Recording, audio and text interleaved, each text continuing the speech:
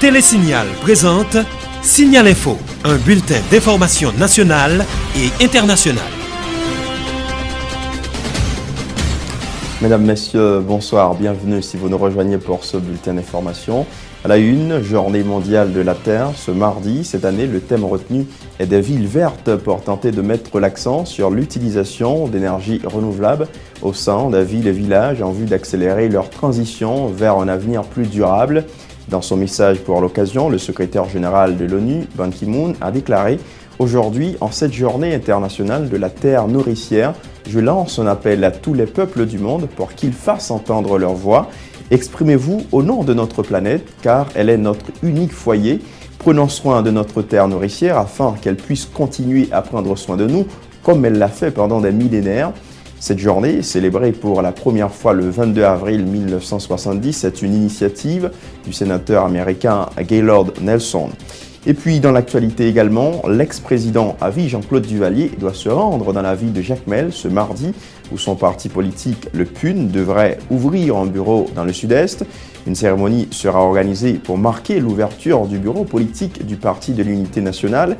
De sources concordantes, on apprend que Jean-Claude Duvalier en personne prendra part à cette activité qui réunira aussi des anciens du régime des Duvalier. Et puis, interruption de production de passeports. Le ministre de l'Intérieur et des collectivités territoriales, Réginald Delva, dans une note, informe que dans le cadre de l'extension et de la modernisation des systèmes de personnalisation des passeports en conformité aux exigences internationales, les services de production de la Direction de l'immigration et de l'émigration seront dans l'impossibilité de produire des livrets de passeports entre le 21 et le 25 avril 2014. Toutefois, le ministère, via la Direction de l'immigration et de l'émigration, rassure la population sur la continuité des opérations de réception des demandes de la production et de la livraison des livrets de passeports en Haïti. Autre point de l'actualité, le dossier de l'amendement de la loi électorale sera à l'ordre du jour ce mardi. En séance plénière au Sénat de la République, le bureau prendra en compte les griefs des 6 sénateurs exigeant le remplacement du collège transitoire du Conseil électoral permanent par un Conseil électoral provisoire composé de représentants des 9 secteurs de la société. C'est ce qu'a annoncé le président du Grand Corps. Le seul Simon Dera minimise la menace du président de la République d'appliquer l'article 12 de l'accord d'El Rancho au cas où le Sénat n'arriverait pas à plancher sur les amendements de la loi électorale cette semaine. En revanche, le sénateur Dera informe que le Sénat de la République envisage de demander au président Martelly de démissionner s'il n'organise pas, comme prévu, des élections à la fin de cette année. Le Sénat de la République envisage d'inviter le ministre des Affaires sociales et du Travail autour de l'arrêté présidentiel portant sur le salaire minimum. Il sera question d'exiger du ministre Jean-Jacques d'appliquer la loi sur le salaire minimum fixant à 300 gourdes le salaire de base des ouvriers de la sous-traitance en lieu et place de cet arrêté présidentiel.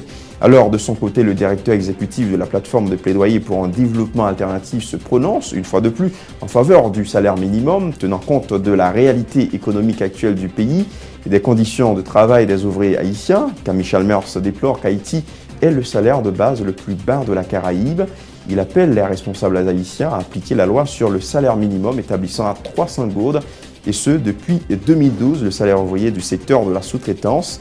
Le responsable de la PAPDA conseille à l'État haïtien de garantir les infrastructures de base afin d'attirer plus d'investissements étrangers dans l'industrie de la sous-traitance.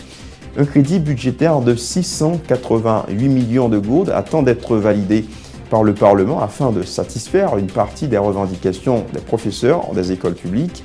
Le ministre de l'Éducation nationale, qui en a fait l'annonce ce lundi, précise que la décision a été prise en Conseil des ministres mercredi dernier.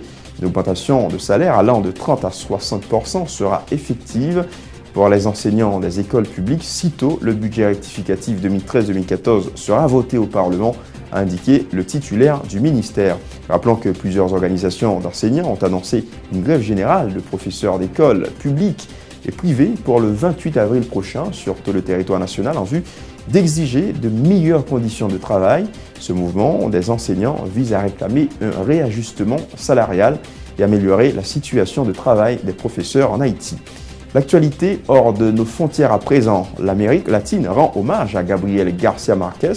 C'est au Mexique, son pays d'adoption, que sont venus se recueillir des milliers d'admirateurs devant les cendres de l'écrivain disposées sur une estrade du Palais des Beaux-Arts, en présence de la veuve du défunt prix Nobel de littérature, si nous voulions personnifier l'Amérique latine par un symbole d'émotion, de générosité, de grandeur, Gabriel García Márquez serait la figure idéale, a déclaré le président mexicain Enrique Peña Nieto.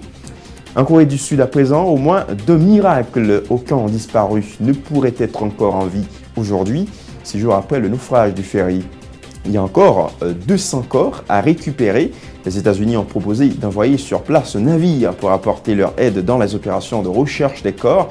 Barack Obama, lui, doit se rendre dans 3 jours en Corée du Sud dans le cadre d'une tournée asiatique. En sport, c'est officiel, David Moyes n'est plus l'entraîneur de Manchester United. Le club mancunien a annoncé ce mardi le départ de son manager David Moyes. Le club précise que Ryan Giggs, toujours joueur de l'effectif actuel, à 40 ans, assurera l'intérim en attendant la nomination de nouveaux managers. Plusieurs noms sont évoqués pour succéder à David Moyes, notamment ceux de Luis Van Gaal, de Jürgen Klopp ou de Diego Simeone.